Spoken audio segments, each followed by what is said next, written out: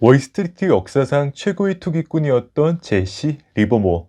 그의 결말은 어땠을까? 저는 세상 모든 지식을 책으로 배우는 남자 박 작가입니다. 코스피 3000 시대, 주식 안 하면 나만 손해인 것 같은 요즘. 실제로 코스피 분위기가 요즘만 같으면 주식 투자 안 한 사람이 손해가 맞습니다. 삼성전자 주식은 삼성증권에서만 살 수 있는 것 아닌가요? 이렇게 말하던 줄이니 집 가는 시간보다 장 마감 시간을 더 기다린다는 요즘 중고등학생까지 모두가 손쉽게 주식으로 돈을 벌어버린 최근 행태. 주식이 이렇게 쉬운 거였나? 이런 의문을 갖게 만듭니다. 그런데 여러분 그거 아십니까? 역사상 위인으로 평가받는 분들 중에서 많은 분들이 주식 투자에서만큼은 실패했다는 사실. 대표적으로 만류 인력을 발견했던 아이작 뉴턴이 주식 투자에 실패했습니다. 1700년대 초반 영국 정부는 남미 지역에 무역을 진행하고자 남의 회사라는 것을 설립하게 되는데요. 뉴턴은 1720년 이 회사에 투자했다가 아주 큰 돈을 벌게 됩니다. 이후 뉴턴은 이 회사의 주가가 계속해서 오르자 다시 높은 가격에 샀지만 한순간 회사의 주가가 폭락하는 바람에 전 재산의 90%를 잃게 됩니다. 천체의 움직임은 센티미터 단위까지 계산할 수 있었지만 인간의 광기는 계산할 수 없었다. 이런 아주 유명한 말을 남기게 되죠.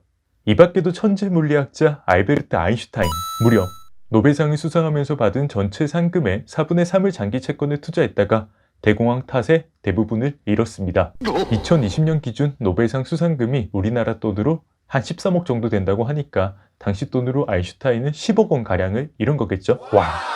마지막 윈스턴 처칠. 그도 영국 재무부 장관직에서 물러난 직후인 1929년에 뉴욕 증시에 투자했다가 파산 직전까지 간 이력이 있습니다. 자, 이 세 분은 공통점이 있어요. 자, 첫째는 똑똑했다는 거, 두 번째는 친구 따라 주식을 샀다는 거. 여기 이들을 비웃는 한 남성이 있습니다. 과학과 정치사에 지대한 영향을 끼칠 만큼 똑똑하진 않았지만 주식으로 시작해 주식으로 인생을 끝낸 남자. 오늘 소개할 분은 월스트리트 역사상 최고의 투기꾼으로 불렸던 사나이 제시 리버모어입니다. 그는 1877년 뉴 잉글랜드의 시골 마을에서 빈농의 아들로 태어나게 됩니다. 가난한 농부의 아들로 태어나 자수성가를 이뤄낸 역사적 인물들은 대부분 다 어렸을 때 가출을 해요. 우리나라에서 현대 정주영 회장의 일화가 되게 유명하죠.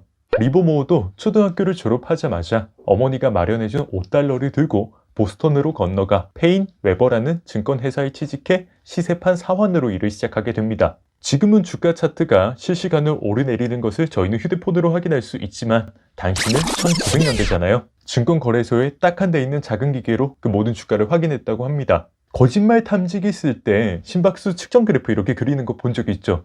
그거랑 완전 똑같아요. 종이에 펜이 꽂힌 기계가 실시간으로 주가를 그려내는데 일이 없을 때 리버모어는 그 앞에서 대부분의 시간을 멍 때렸다고 해요. 자, 그러던 어느 날 14살이었던 리버모어는 시세 변동에 일정한 규칙이 있다는 것을 발견하게 됩니다. 이렇게 손가락으로 무릎을 튕기면서 시세판 변동 패턴을 측정했고요. 그날 밤 집으로 가서 투자 일기라는 것을 쓰기 시작했대요. 기록을 바탕으로 그냥 눈으로만 모의 투자를 해봤는데 이게 감이 좀 좋은 거야. 그래서 사설 거래소를 찾아가 첫 번째 주식 투자를 시작하게 됩니다.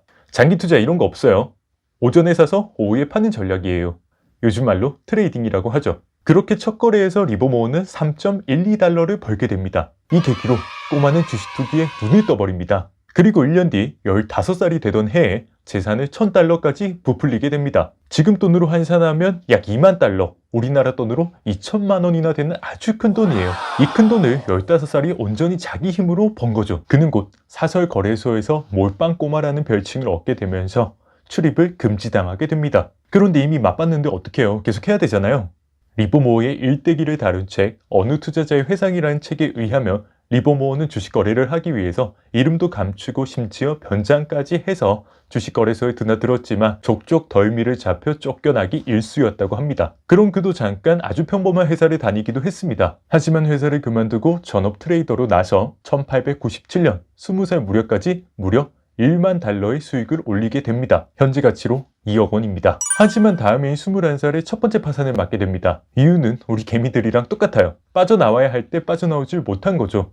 만약에 우리가 트레이딩을 하다가 실패를 했다면 한동안은 그 충격에서 헤어나오지 못했을 거예요. 그런데 리버모어한테는 꾼재질이 있었던 거죠. 곧바로 친구한테 500달러를 빌려서 세인트 루이스에 있는 사설 거래소를 찾아가서 이튿날 $2,500로 다시 불려서 뉴욕으로 돌아오게 됩니다.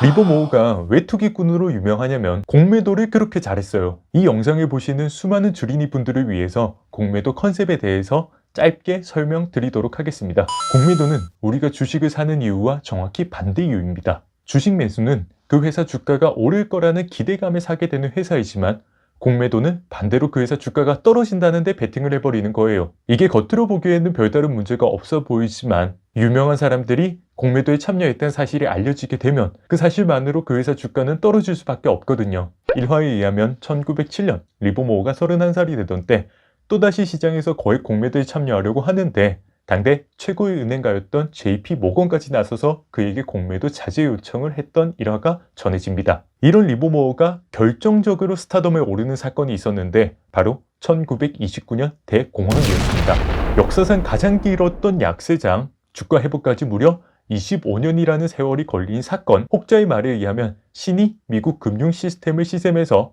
월스트리트를 발로 걷어찼다는 아주 슬픈 농담도 있습니다. 앞서 아인슈타인, 윈스턴 처칠이 주식 투자에 처참히 실패했다고 했는데 그들 모두 이 시기에 돈을 잃었거든요. 하지만 리버모어는 달랐던 거죠. 1929년 초여름, 전례 없는 강세장이 펼쳐지고 있을 때 그는 상황이 반전되리라는 것을 예측하고 또다시 시장 하락에 천문학적인 베팅을 하게 됩니다. 당연히 사람들은 손가락질했죠. 하지만 겨우 한 계절 지난 1929년 10월 말 주가는 예상대로 대폭락을 했고 리버모어는 당시 돈으로 1억 달러, 현재 가치로 2조 원이나 되는 천문학적인 수익을 얻게 됩니다. 하지만 이 사건 이후 그는 개인적으로 인생에서 내리막길을 걷기 시작하는데요. 아내는 알코올 중독에 시달렸고 자녀들과는 오랫동안 만나지도 못했으며 리버모어 자신은 사치와 낭비에 빠져 쇼걸이나 여배우들과 어울려 지냈습니다. 오랜 정부였던 여배우에게 고소를 당하기도 하고요. 친구들과 교류가 끊어지기도 했고요. 더 이상 주식 투자에서 좋은 성과까지 내지 못하면서 극심한 우울증에 시달렸다고 합니다. 결국 1934년 5월 마지막으로 연방법원에 파산 신청까지 하게 됩니다. 그러고 6년 뒤인 1940년 11월 28일 사무실에 나선 그는 한 호텔에서 스스로 목숨을 끊고 생을 마감하게 됩니다. 아내에게 보내는 유서에는 이런 말이 적혀 있었다고 합니다. 나는 실패했소. 리버모어는 자신의 삶을 통해서 투기에서 본 돈으로는 절대 행복할 수 없다는 진리를 다시 한번 후대에 상기시킵니다. 역사는 반복되지 않지만 비슷한 형태로 그 은율은 반복된다고 했던 마크 트웨인의 말처럼 연일 코스피 3000 시대에 축포를 터뜨리고 있는 요즘 우리가 하고 있는 게 투자인지 투기인지 다시 한번 점검해 보시는 것도 좋을 것 같습니다. 제시 리버모어의 일대기를 다룬 어느 투자자의 회상, 인류 역사상 가장 커다란 투기 스캔들을 정리한 책 대중의 미망과 광기, 오늘의 책 추천입니다.